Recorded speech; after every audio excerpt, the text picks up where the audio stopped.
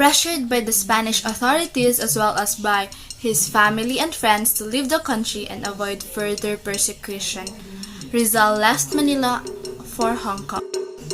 So while in Hong Kong, Rizal decided to go to Macau.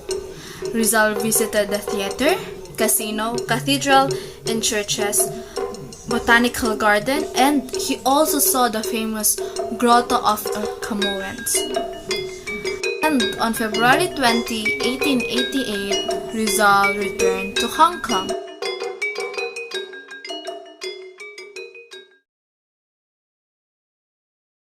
Rizal's travel to Japan. On February 28, 1888, Rizal arrived in Yokohama. Juan Perez Caballero, Secretary of Spanish Legation, and he invited Rizal to live at Spanish Legation. Rizal accepted the invitation. First, he could economize his living expenses by staying at the legation, and second, he had nothing to hide from prying eyes of the Spanish authority. Rizal started working at the Spanish legation in February 1888. Seiko caught his eye one afternoon while she was walking in the garden, and Rizal found out from a gardener who she was. Given that Seiko spoke both English and French, she and Rizal managed to strike up a friendship and eventually a relationship, and she taught him Japanese as well. Days were spent exploring parks, shrines, and museums such as the Imperial Art Gallery. Usaisan's beauty and affection almost tempted Rizal to settle down in Japan. His sojourn in Japan for 45 days was one of the happiest interlude in his life.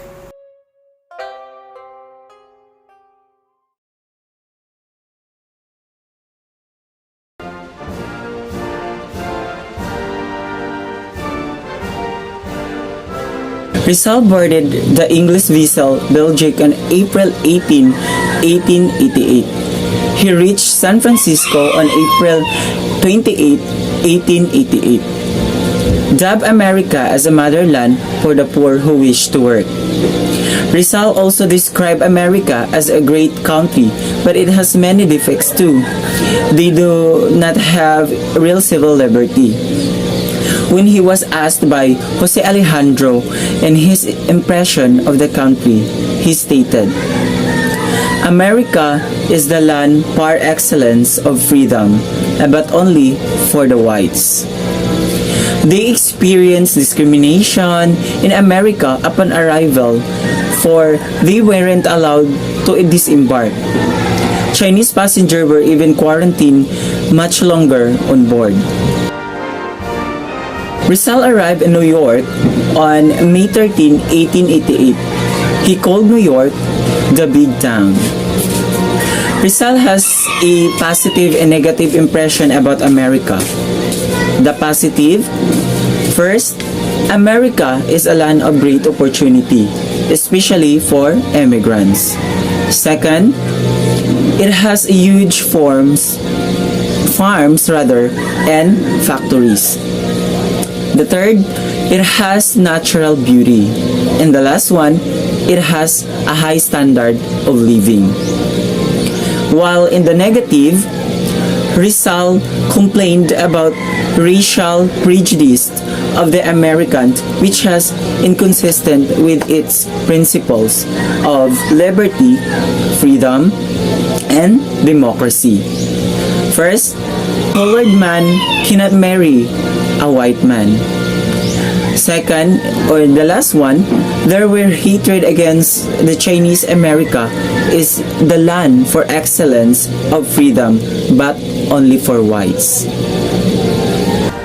Rizal left New York on May 16, 1888 and arrived in Liverpool on May 24, 1888 and stayed there for a day before moving to London, where he stayed as a guest in the house of Antonio Maria Regidor.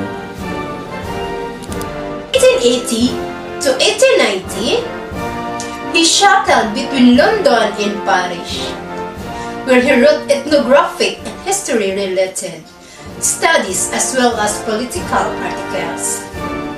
He also frequently visited Spain, where he met with fellow Filipino intellectuals Marcelo H. del Pilar, Mariano Ponce, and Graciano Lopez Hena.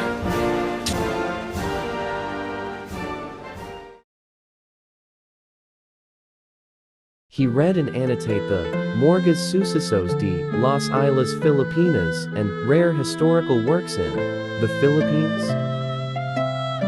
And on May 1888 to March 1889, Rizal immersed deeply in his historical studies in London.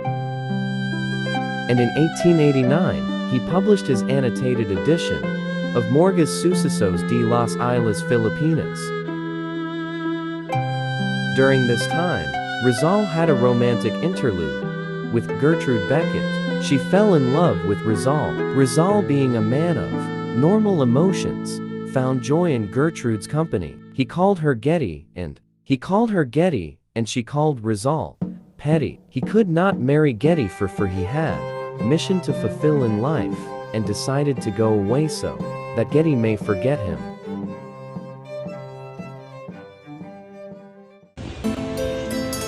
Brussels, Belgium. So what are the activities in Brussels? Dr. Jose Rizal continued to write El Filibusterismo. He also continued contributing for La Solidaridad under the pseudonyms of Di Masalang and Laong-Laan. So, life in Brussels, Rizal was accompanied by Jose Albert when he moved to Brussels. So they live in a modest boarding. Rizal was the first to advocate the Filipinization of its orthography. Sobre la nueva ortografía de la lengua Tagala, or also the new orthography of the Tagalog language. It was published in La Solidaridad on April 15, 1819. So in this article, he laid down the rules of the new Tagalog orthography and with modesty and sincerity. So he gave credit for the adoption of this new orthography to Dr. Trinidad Padro de Tavera, the author of the celebrated work El Sanscrito en la Lengua Tagala, or in Tagalog language, Sanskrit, which was published in Paris in 1884. So, I was one...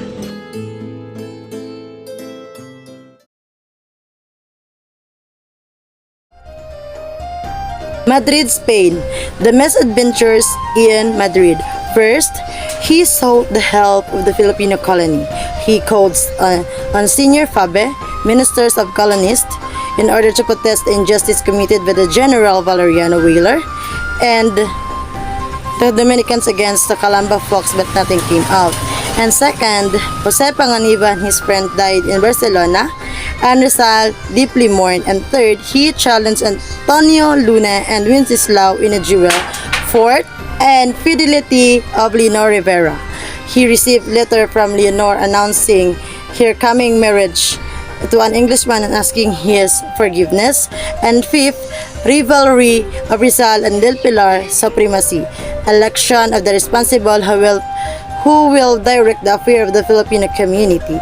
Rizal won the 2/3, but he declined the positions. He did not release being a leader of divided people.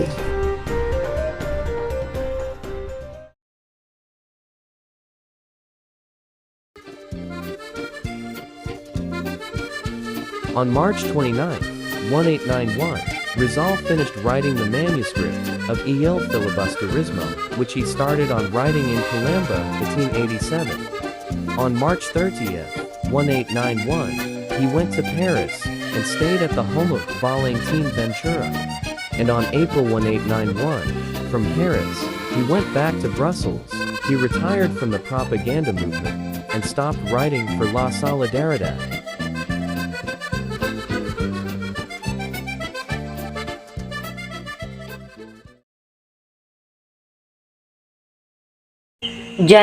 Belgium.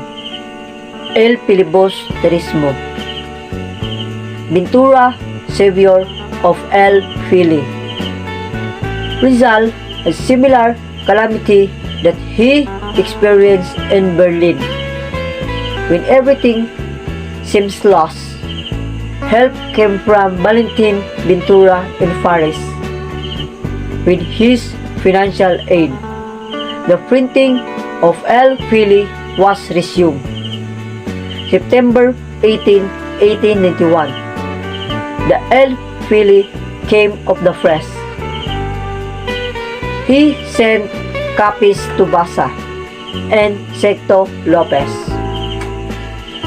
Rizal donated the original manuscript to Valentin Ventura.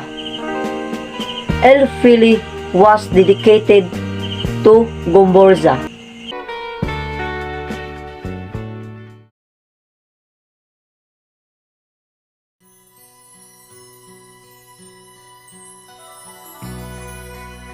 Before Christmas of 1891, Rizal's family arrived in Hong Kong. So, in Christmas of 1891 was one of the happiest celebration in Rizal's life. He practiced medicine to earn a living for himself and also for his family. Rizal conceived the establishment of Filipino colony in North Borneo. He planned to move the landless Filipino families from Calamba. Rizal celebrated his 31st birthday in Hong Kong also.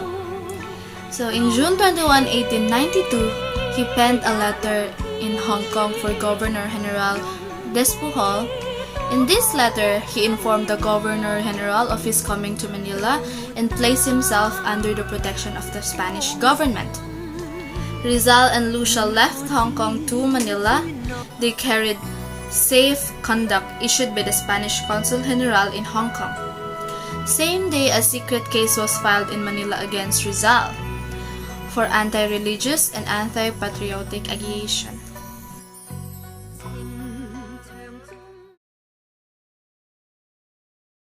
This book is called Noli Me Tangere, or The Social Cancer. So, the social cancer, the alternate title is Noli Me Tangere, or Touch Me Not. Touch Me Not. Originally published in Spanish in 1887, Noli Me Tangere, or The Touch Me Not, is the satirical fiction novel written by the Filipino author and national hero Jose Rizal. Set in the Philippines, the story follows Juan Crisostomo Ibarra, a mestizo who ventures to revisit his past and watch history play out before his eyes. The novel was written during the colonization of the Philippines by Spain and is seen as a public rebuke of the oppressive ruling government and injustice of the Catholic priests. Now, more commonly published in the Tagalog or English language. The novel is the first in a trilogy of books, followed by El Filibusterismo and the unfinished Makamisa. Noli Me Tangere and its two sequels have become the national effect of the Philippines, as well as required reading for school students throughout the country. The title refers to the Latin praise spoken by Jesus to Mary Magdalene upon his resurrection. Rizal inspired and get the idea of writing of his great novel by the book of Harriet Beecher Stowe entitled The Uncle Tom's Cabin. It portrays the brutality of American slave owners to the unfortunate Negro slave. So, inspired Rizal to prepare a novel that would affect or depict the miseries of his people under the of Spanish tyranny. The story begins in the Philippines. Captain Tiago, a wealthy socialite, holds a dinner party to welcome Juan Crisostomo Ibarra back to the Philippines. Ibarra, a native mestizo, has spent the past 7 years studying in Europe. During dinner, Ibarra learns his father, Don Rafael, died recently of unknown causes. Ibarra is berated by Friar Father Damaso for learning abroad what he could have learned at home. Ibarra holds his tongue and leaves the party to visit his fiancée, Maria Clara, Tiago's daughter. En route, Ibarra chats with Civil Guard Senor Guevara, who explains that Rafael died in jail after being imprisoned for accidentally killing a tax collector who was abusing a boy in the street. Ibarra travels to his hometown, San Diego, accompanied by Clara. A large All Souls Day festival is held commemorating purgatorial souls. Ibarra learns from a schoolmaster of Father Damaso's curricular middling. Damaso insists on teachers beating children as a discipline and bans teaching of Spanish in favor of the native Philippine language. Tagalog as an alternative. Ibarra plans to build a circular school like the one Rafael always wished for. Ibarra consulted with the church and government officials, fully intending to ignore their influence once the school's built. Ibarra visits the Catholic cemetery and learns Damaso had Rafael body exhumed, which has since been dumped in a lake during the fiesta. Ibarra and local officials celebrate the opening of the new school as Damaso blesses the building with a simon. The mysterious Elias arrives, so Ibarra that the others plans to kill. Ibarra once saved Elias' life. During a fishing expedition, Elias informs Ibarra that the others plan to kill Ibarra during the school christening, and Ibarra disbelieves, but when a large boulder comes rolling at him as Elias suggested, Elias shows the man responsible and the way the man dies, saving Ibarra's life. So the festival continues, but Ibarra is now aware of his foes.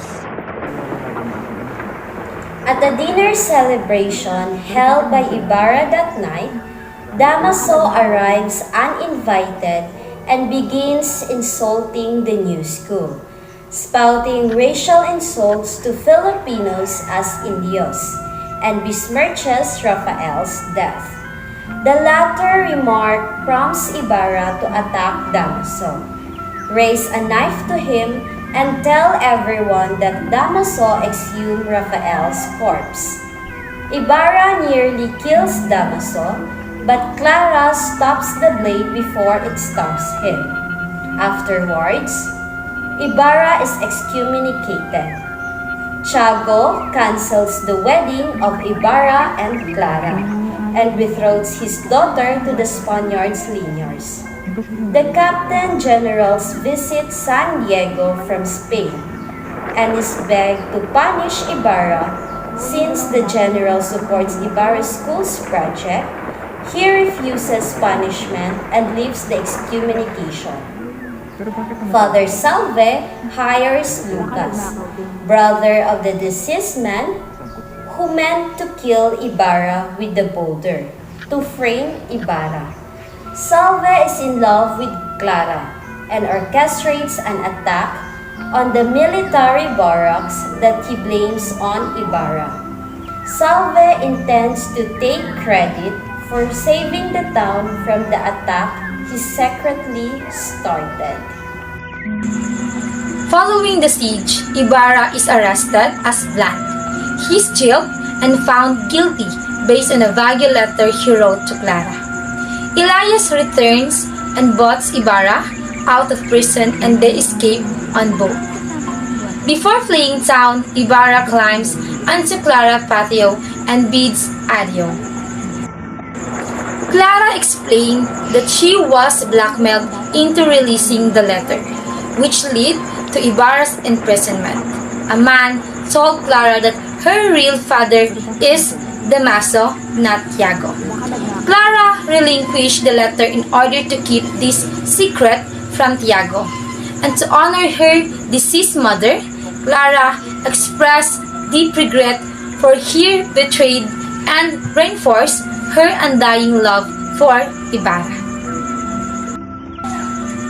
Ibarra and Elias bid farewell and begin rowing into the night.